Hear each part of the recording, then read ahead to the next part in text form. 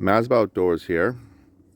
This is my 2024 Triumph Tiger 900 Rally Pro.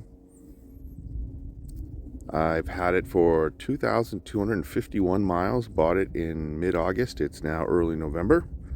I've posted a number of riding videos, some how-to videos of different things I've done to it. But I wanted to do my owner's review today. I've had, like I said, 2,200 miles, so I think I'm got a pretty good handle on it. I'm going to go through the video, tell you what I'll start with what I don't like, because I know these videos are often all about what you like. So I'll start with what I don't like. I'll get into what I like, kind of an overall general view, try to position where I think it, what it does, right? You can see from my videos what kind of riding I do. I think that helps, right, to know. Everyone's biased towards what they ride, type of trails they ride, what bike works for that. So I'll tell you why I bought this. I'll go through all the accessories. I'll post the links to all the accessories in the description. So we'll get into it. Hope this is useful for anyone looking at the bike. 105 horsepower, give or take. I'll post the specs.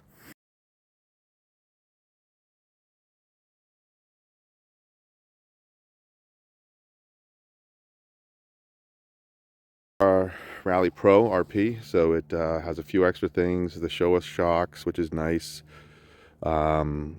Little higher, has the lower crash bars and the skid plate. I did, as you can see, I added the upper crash bars. These are just the OEM, the dealer did it for me. Couple, it's ready to go off-road. Tires are pretty bad. I changed the tires out. I bought the Pirelli Scorpion Rally tires. I'll put the size and everything in here, add it in.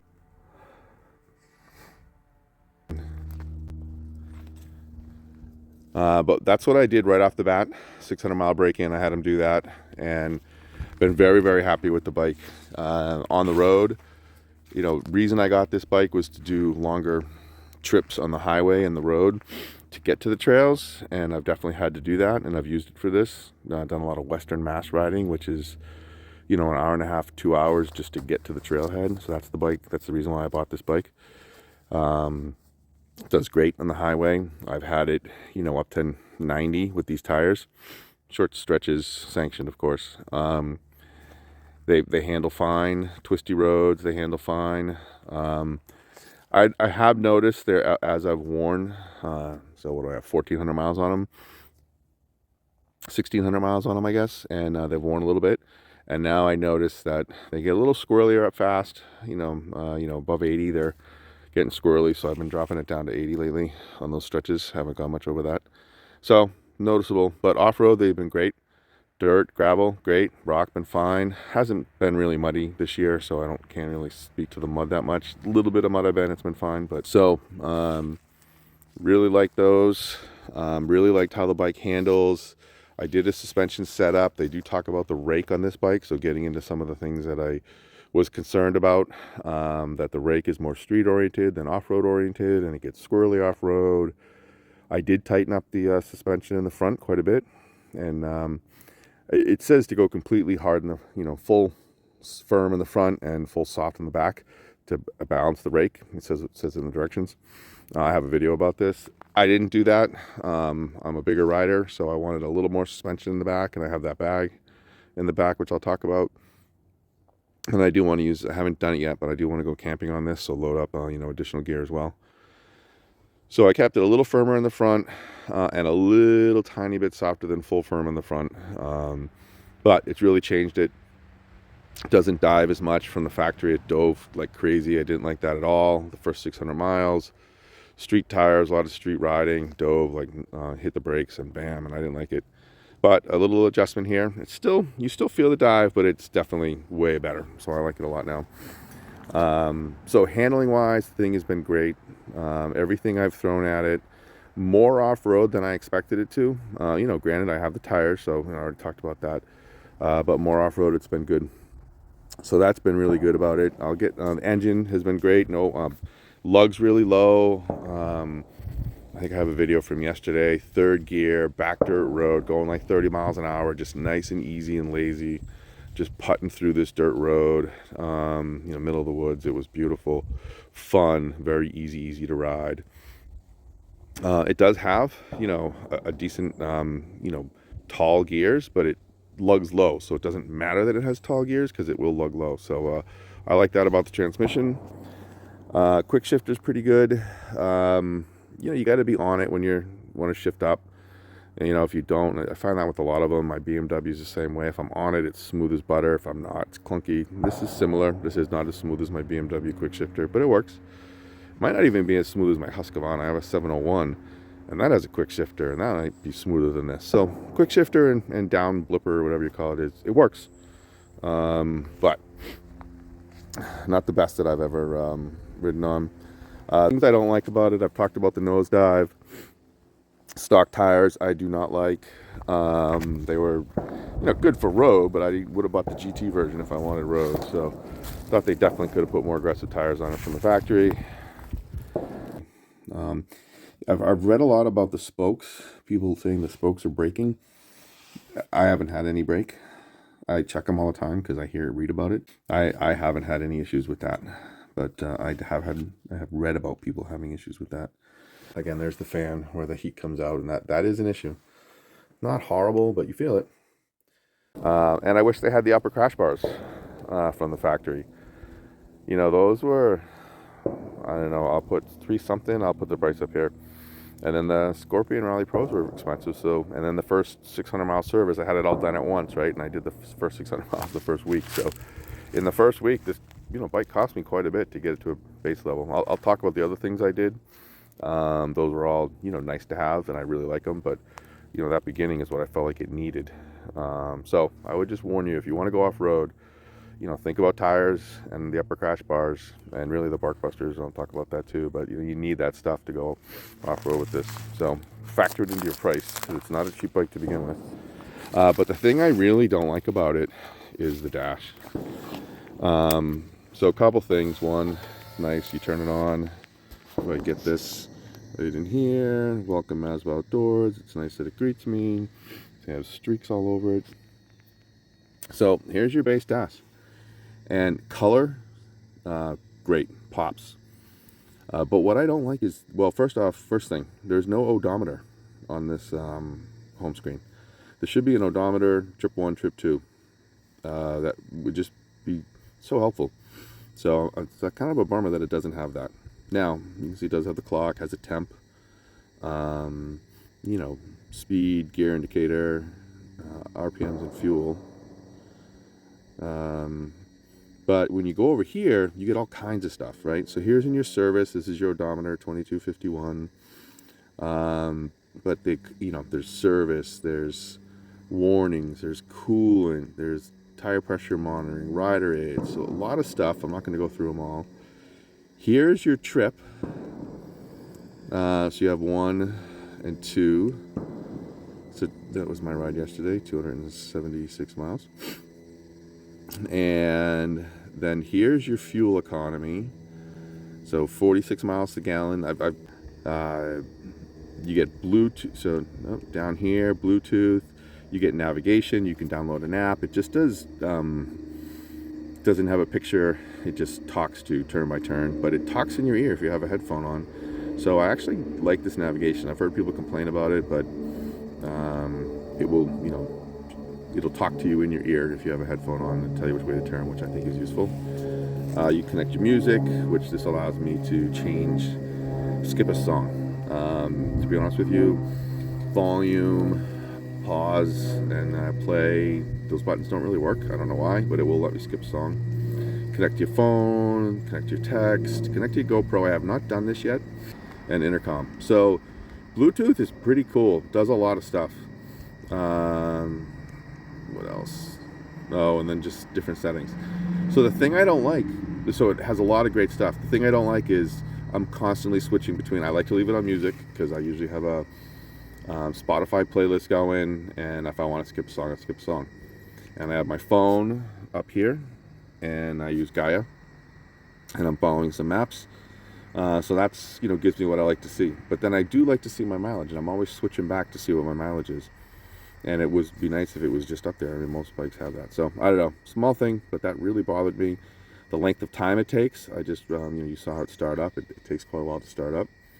So the dash it's good looking in the light. The dash is really good. So it's crisp. It's just that mileage thing that just bugs me. Makes me switch back and forth a lot. So I don't like that.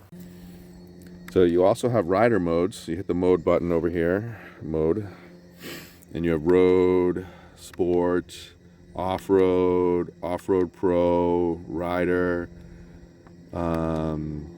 rain, road. I leave it in sport. Actually, I put it in road because it defaults to that, and sometimes it's like fine. I'm just cruising on the highway.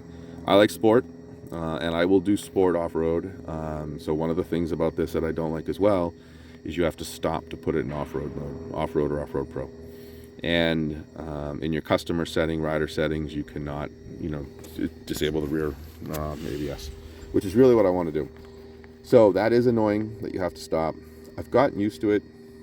It's really not that big a deal. Usually when you're pulling on a dirt road, there's a easy place to turn off. They're quieter roads, particularly or usually. So you just stop, a couple buttons, you're in off-road mode, you take off. So it's not that bad. And then to get out of it, when you go back on the road, you have to hold the mode button down. I don't know, hold it till it flashes. I think it's only 3 seconds, but whatever. Just hold the mode button down and then it flashes and then you can get out of off-road mode. I've heard people say that you can't get out of off-road mode until you stop, and that's not true. You just got to hold the button down. But you cannot go into it until you stop. So, like the modes do work well. If I don't want to stop, I put it in sport mode off-road. It's a little less intrusion on the traction control. But it's the rear ABS is the big reason. Like I want to shut down. I like to be able to skid the rear when I need to on off-road. So, so those are some of the things I don't like about it. Again, quick summary. Cons, dash, not having the odometer, having to switch so much to get what you want. Off-road mode, you have to stop, which is very frustrating. Not having the upper crash bars, I think it should. I did buy them, as you can see, but I think it should have come with them. I think older versions of the higher end one had it. Street tires that came with it it's really too bad. They did better than I thought they would on the dirt. But you definitely need these. It does come with a center stand. I didn't mention that. That's a positive. And the rake, you do feel loose rock, soft sand. It's a little bit squirrely, but not a lot. I mean, you feel the wiggle in the front, but you can control it pretty easy. I bet you if you put a dampener on it, it would be fine. Steering dampener. I have not done that and don't really see the need to, but because it's not too squirrely, you can't handle it.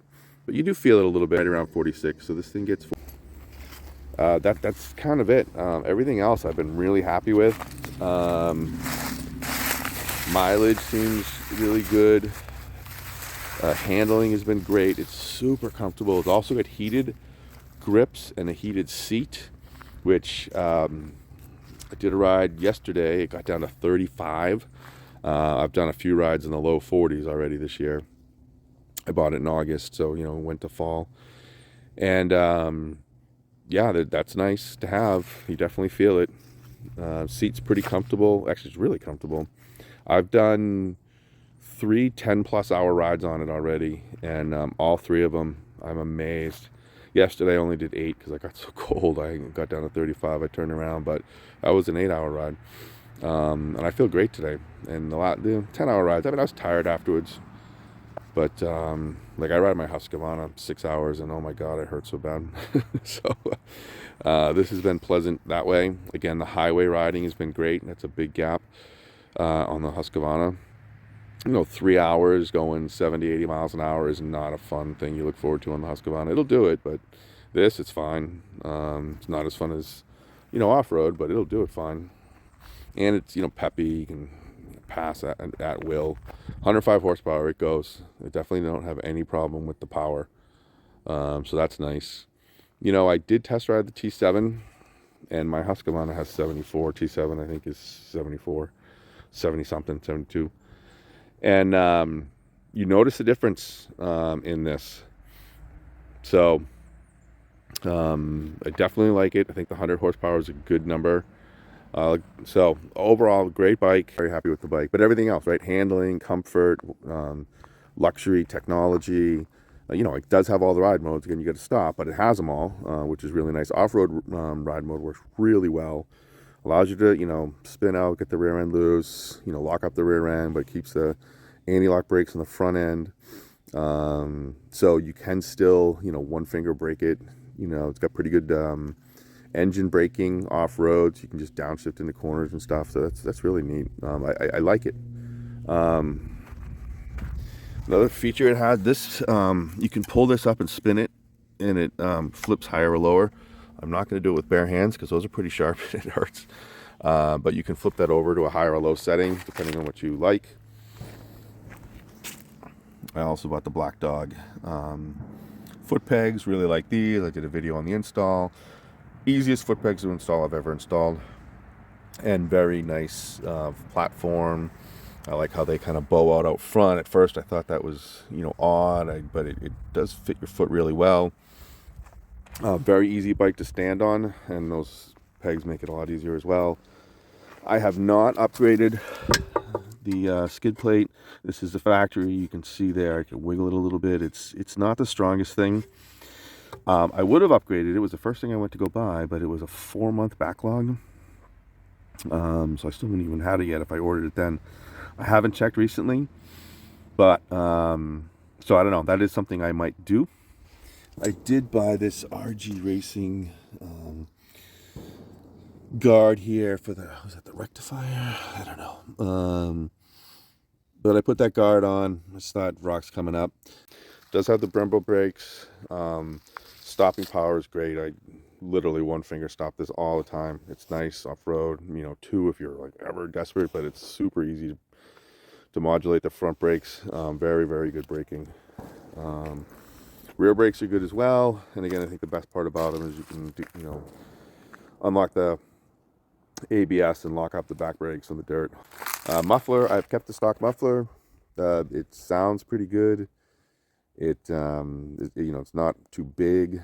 I guess you can save a little weight if you go, but if you go to aftermarket. But I don't know. I have no problem with that muffler, and it's some money to be saved. Shock cover. I'll put the link in the description of where to buy this. So it just hangs off your back fender, and they come with little rivets, plastic rivets. You could drill holes in there, but I didn't want to put holes. So it also comes with double-sided tape, heavy-duty double-sided tape. So I used that, and it's been, I don't know, 1,500 miles, and that's stuck on there. I think it was $50. So I think if it fell off, I'd just buy a new one. I thought that was pretty good. Very easy to put on. Clean it without alcohol swabs, wipe it down. So that worked out pretty good, and it stayed on there, and it just slides down in, right, in your swing arm, and it keeps your shock a little cleaner. So I like that. I do have the SW Motec setup here. This is their 50-liter bag. I actually had this. This one is 8 years old. I've had it for a long time. I'll throw a picture in here.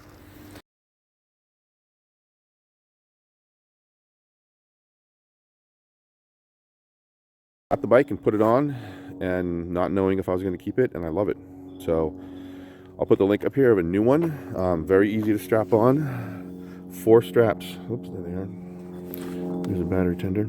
4 straps, and tightens right up. It's nice and rugged. What I like about it, or one of the things I like about it, the muffler here, this elastic strap here, bungee cord strap, you just cinch it up and it lifts this up, keeps it off the muffler, which is really nice. And over here you can see it goes down a lot lower, so I didn't cinch it up, so you get full weight on that side. It's just nice and easy to adjust that for the muffler, and obviously if you didn't have a muffler, you just let it go down. But this holds a lot. It's very easy to mount, and I have a nice big tent bag that goes across this. You saw it in the picture of the BMW. I'll grab it and take a picture of it. And this is a Tusk bottle holder, and I have a fuel cell in here, one of the MSR red fuel cans in here, just in case. But with this here, there was just an empty space in the back of the rack, so I threw this on. It was nice and easy. What else have I done? Oh, SW Mototech waterproof front tank bag. I really like this bag. Molly straps up here. I don't use it. It flips open. I put my wallet in here, so I can get to that nice and easy. This is a magnet clasp right here, which is convenient. And you know, some good space. Lens cleaner, hand sanitizer, sunscreen. I think it's a blues rag. A little fire starter kit, a couple extra power cables, a wrench to adjust the front suspension. This straps on easy. Let me just show you a little thing I did. So one of the problems with these tank bags, if you have these clips, is when you unclip them to get gas, they fall down in there and they get lost. So I took this little piece of stretchy cord. I bought it off Amazon for some project. I don't even remember what I bought it for, but I had it left over. And I just tied it. So when this unhooks, it just catches there. It doesn't fall. So unsnap this to get the gas. Right? Now I'm at the gas can. And look, this is right there for me when I hook it back up. Nice and easy. Oh, this tank bag did come with this plastic covering here to protect it. You can see I did an absolute terrible job applying this. I don't know how to do this. I'm terrible at it.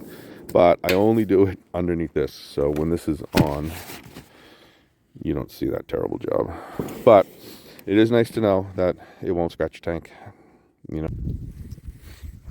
So up here in the, no, I did put these breakaway mirrors on here. They're just an Amazon brand. They work well. Stay out of your way. I did put this bar on. I got this from Amazon. So there's already a handle here, and this is to adjust your windshield. It's easier to do it that way on you. So it's plastic. So you order this, just replaces it. Super easy to do. You take the windshield off and 4 screws right here. Take these screws off. Windshield pops off. Pop the plastic one off, put this one on, put it back on, put the 4 screws back in. It's super easy, but it gives you a nice bar to mount to, and you can see I have a quad lock mount right here. It has power right here, which is nice. I come up and around, and I do like to use the 90-degree plugs. So it comes around, I have a couple looped, and it plugs right into the phone right there. That works really well. You could put more, but with the phone there, it blocks a little bit of the screen. You can see, you know, 80% of the screen. Plenty for, you know, all the important stuff. I also bought this headlight grill just for throwing up rocks. It does have the fog lights. They work really well. Gives you definitely extra bright. I did put the bark busters on here. I put a video on how I did that. I will share, I don't know if you can see it right here. There's a little bit of a dent right there. And there's a little bit of a nick right there. And that's from the bark buster clamp at full turn. So, not a big deal. But to, you know, that is there. That's where you adjust the rear suspension. Nice and easy to do. And there's a dampening and rebound at the bottom of the shock with a screwdriver. You know, it's nice that the rear pegs, rear foot pegs are easily removable.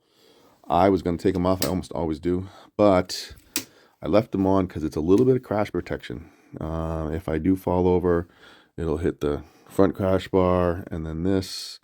And it probably still will hit the end of the can. But I know I thought it was a little bit of protection. That's why I left it on.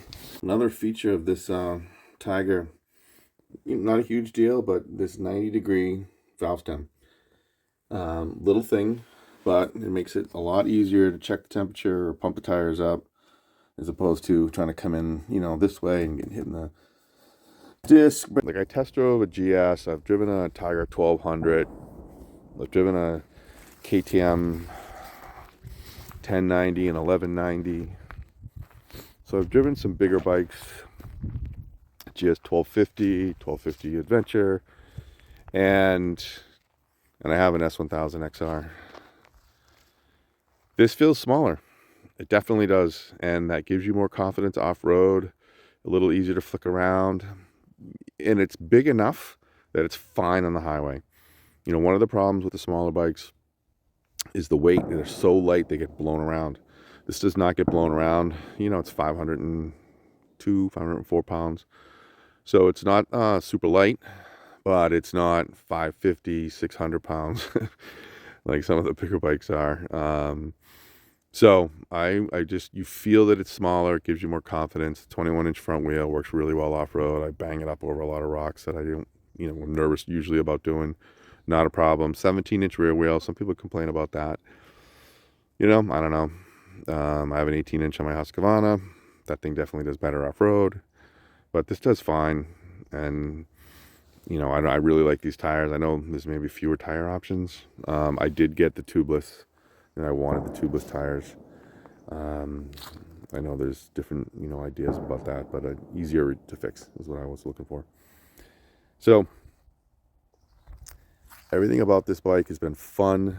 It's allowed me to explore areas that I didn't before, because my Husqvarna, I didn't want to ride an hour and a half just to get to somewhere, on the an hour and a half on the highway just to get somewhere. And I have a lot of trails around here, but I'd kind of ridden most of those trails, so I wanted to try something new. And this does it. It's awesome. I did trade in my Harley Davidson. I had a 2017 Harley Davidson Street Glide Special.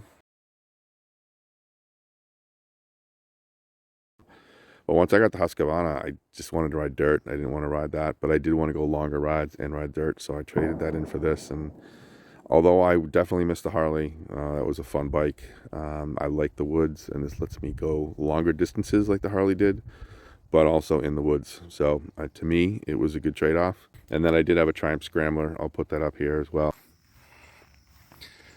My two Triumphs, 2016 Triumph Scrambler, which is a fun little bike to ride around on, nice, easy going, and the new 2024 Tiger 900 Rally Pro.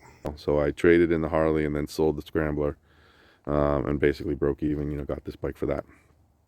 So it was just a swap of toys, but I am very, very happy with this bike. It's been everything that I wanted it to be.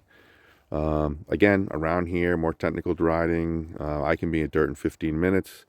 I take the Husqvarna for that every time. So I don't want to, you know, it is not that. If I was only going to go on the road and I wanted to do a, you know, 300-400 mile road ride, I'd take my BMW S1000 XR. So, you know, but this does sit right in the middle of both of those, which is what I wanted it to be. So that's, you know, I think if you know what it does, and that's the kind of riding you want to do, this will work out great. Again, 10 hours in the saddle, not a problem. I've done 10 hours and 40 minutes, almost 11-hour days. And like I said, 3 over 10, 1 over 8, and it's been great. So love that about it. And off-road, done way more than I expected it to do, and I still haven't, you know, gained the confidence with it. So I will build that up. It's been a great bike. I love it. So I do want to talk about the competition and really what I, you know, looked at when I purchased this bike. I was looking for, you know, the 100 horsepower, 500 pound off-road focused adventure bike, which to me, there's really 4.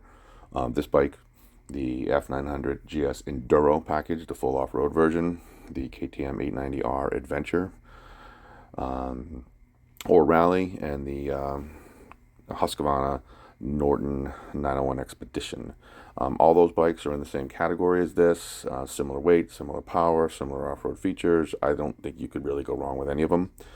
What it came down to me, I was worried about the camshaft issues with both the KTM and the Norton, and I couldn't find the BMW with the full off-road package. And all of those ended up being more than this. List price, this is pretty expensive, but they gave me a really good price on my trade-in, which ended up making the net price a lot better, which was really a discount off list price. So I like the looks of this. I like the reliability of Triumph. I like the pricing. And then since I've been on it, I've absolutely loved the handling. I can't speak to how those others would have done after 2,000 miles and handling, etc. But this has not disappointed me really in any way. I spent quite a bit of time on some of the issues that I have with it, but they're all minor comparatively. And it's just been a great bike. But I did want to address the options that I considered and why I took this. I mentioned I did drive the T7, which is a great bike, but just underpowered and really wasn't in the same category for what I was looking for. So a lot of videos of me riding the bike, some how-to videos up on my channel. If you want to check those out. I hope this was useful information. Please ask any questions. I will share. Oh, maintenance-wise, zero problems with it. Like I said, I had the service done at 600 miles. Once the tire pressure monitor sensor flashed, I stopped, shut it off, looked at the tires, started it back up, it went off. Never had a problem. So zero problems with it so far. 2,200 miles, so it's not long term, but initially, no problems at all. Everything's worked great. I hope you enjoyed the video and appreciate a like and a subscribe.